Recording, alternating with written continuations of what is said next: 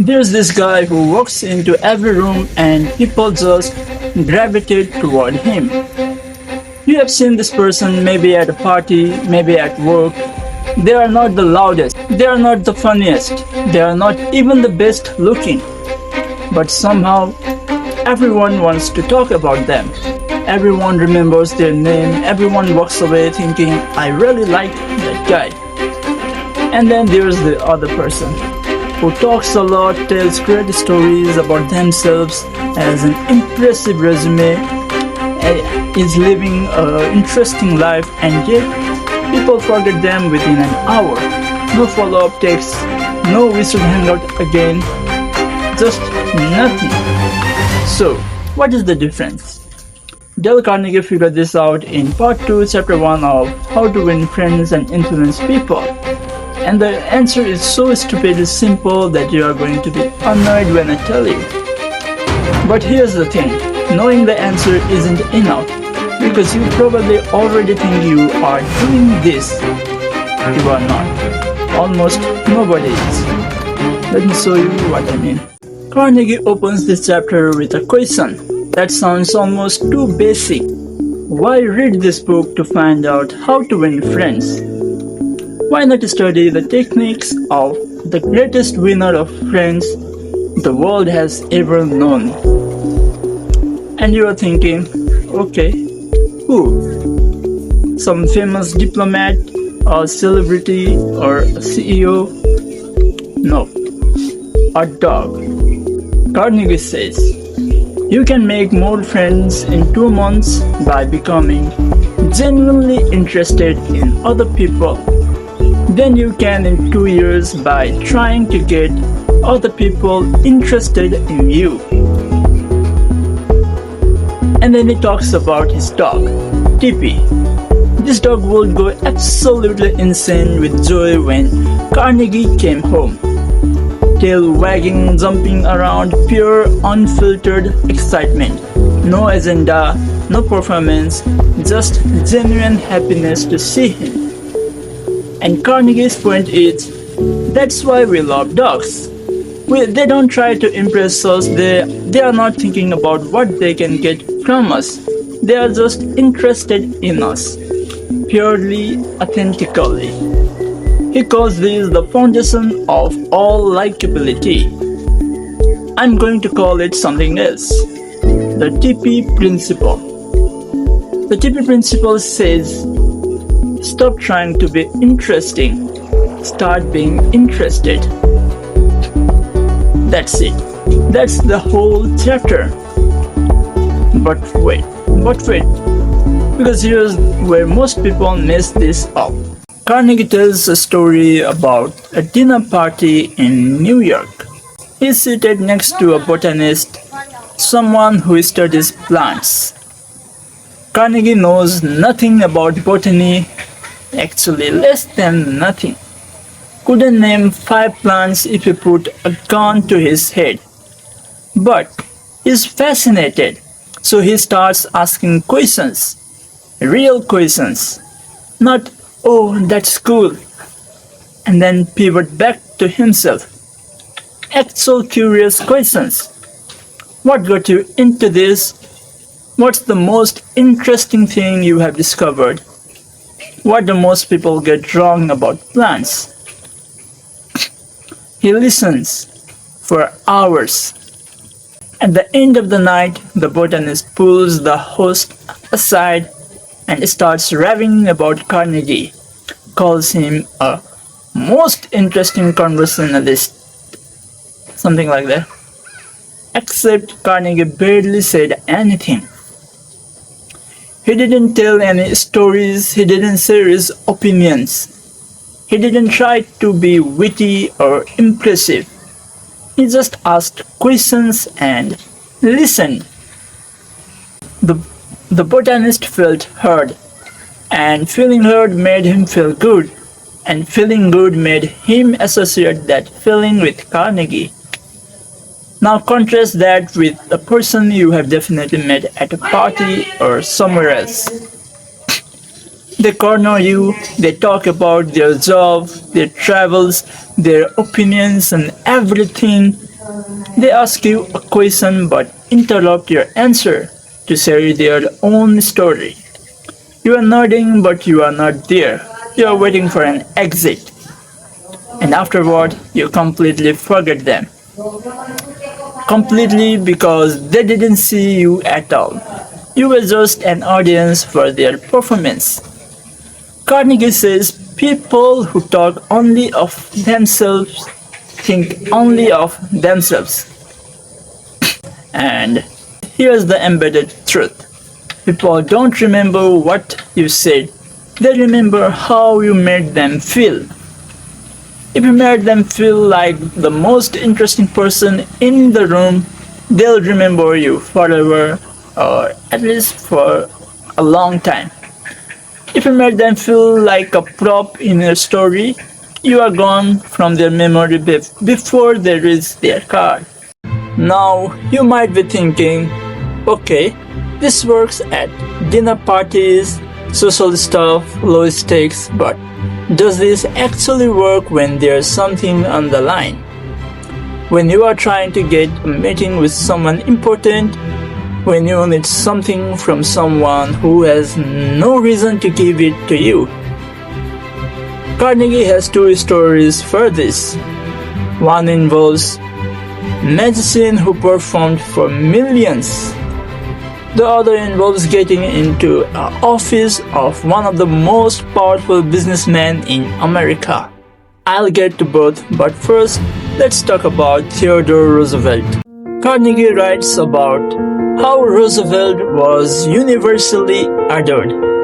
Servants loved him, dignitaries loved him, political opponents who disagreed with everything he stood for still liked him as a person.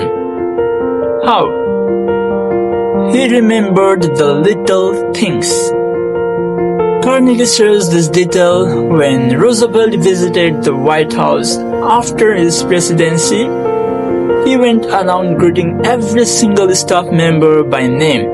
The kitchen staff, the cleaning crew, everyone. Not a quick, hey, how are ya? Or like that. He'd asked about their lives, their families, He remembered that one office mate had a son who was sick the last time he visited, and he asked how the kid was doing. Can you imagine? The former president of the United States remembers that his son had a cold 6 months ago. That staff member is telling that story for the rest of their life. And here's what Carnegie wants you to notice. Roosevelt wasn't doing this to manipulate anyone. He wasn't working an angel. He was genuinely, authentically curious about people. All people regardless of status. He once invited a former boxer named John L. Sullivan to dinner. He brought poets to lunch with coal miners. He treated everyone like they had something interesting to offer because he believed they did. Carnegie writes, if you want others to like you, if you want to develop real friendship, if you want to help others at the same time as you help yourself, keep this principle in mind. Become genuinely interested in other people. Not fake interested, not I'll pretend to care so they help me interested. Genuinely interested. And yeah, I know you're thinking, but what if I'm not interested? What if someone is boring? I'll come back to that, but first, the magician. Howard Thurston was one of the most famous magicians of his era. Performed for millions of people, packed theaters everywhere he went. Presidents watched his shows. Carnegie was obsessed with understanding why.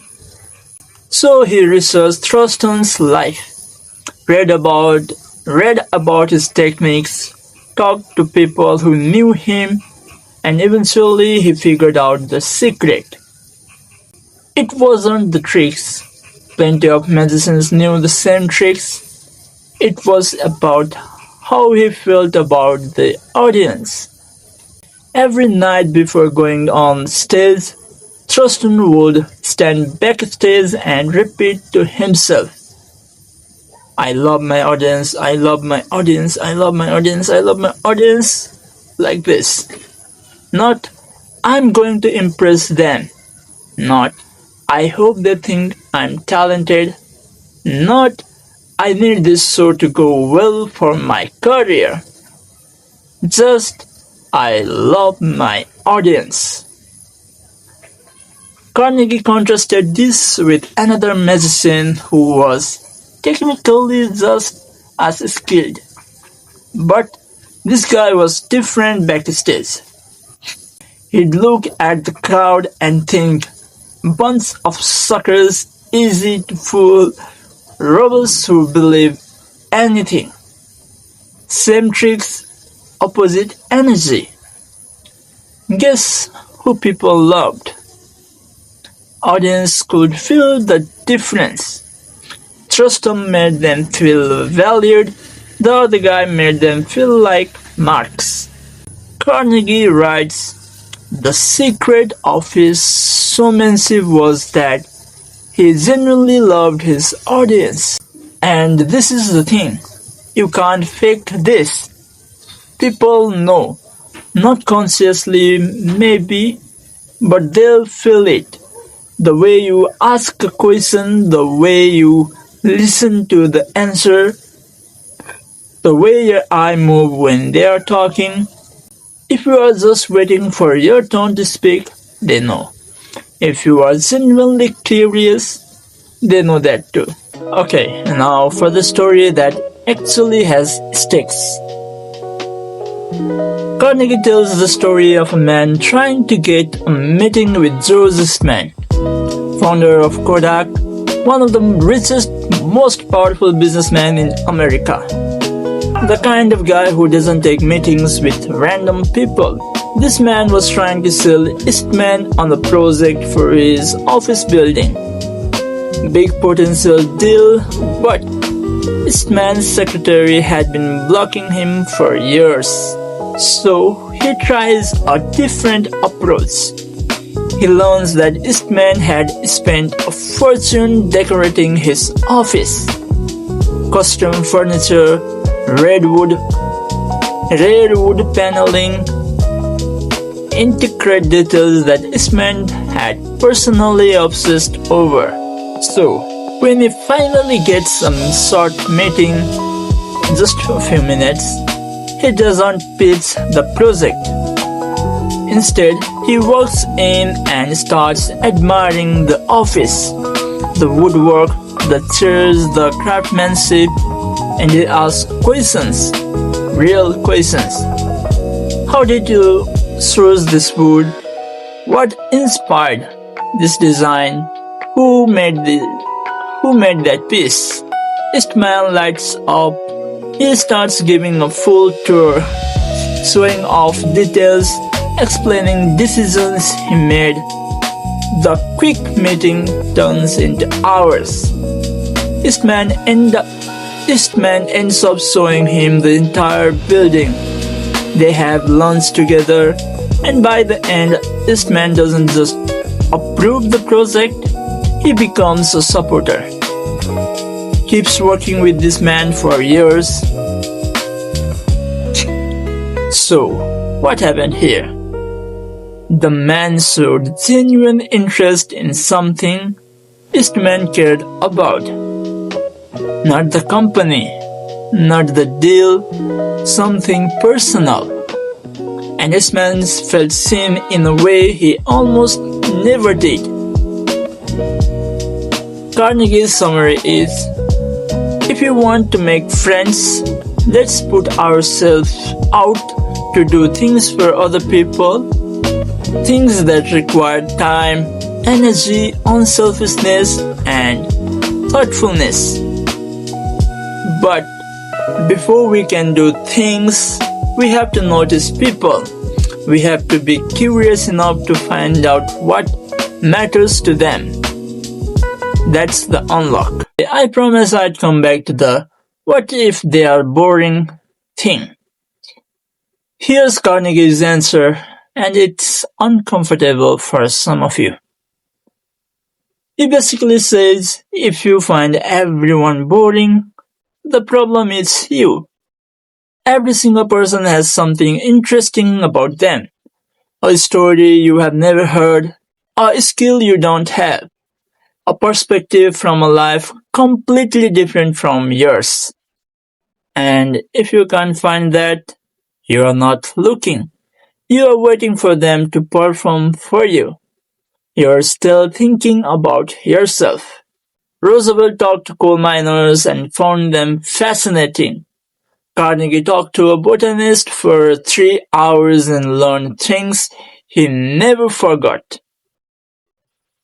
The TP principle isn't be interested in interesting people.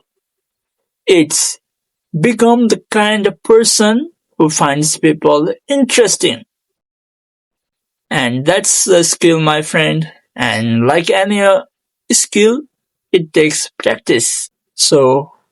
So here's the before and after. Before, you walk into a room thinking, how do I get these people to like me?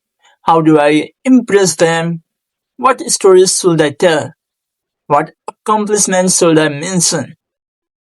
After, you walk into a room thinking, who's here? I don't know yet. What can I learn from them? What's their story? The first version is existing. You are performing constantly, monitoring reactions, adjusting your mask. The second version is actually kind of fun. You are just curious, you are exploring, you are having conversations instead of delivering monologues. And here's the irony Carnegie keeps circling back to. The less you try to be interesting, the more interesting you become. Because the person who asks good questions, who listens deeply, who makes you feel like the most important person in the room, that person is rare. That person stands out, that person gets remembered. Not because of what they said, because of how they made you feel. Here's what I want you to try this week. One conversation. Pick someone, co-worker, family member, stranger at a coffee shop, and for that entire conversation, don't talk about yourself. Just ask questions, listen to the answers, ask follow-up questions based on what they said.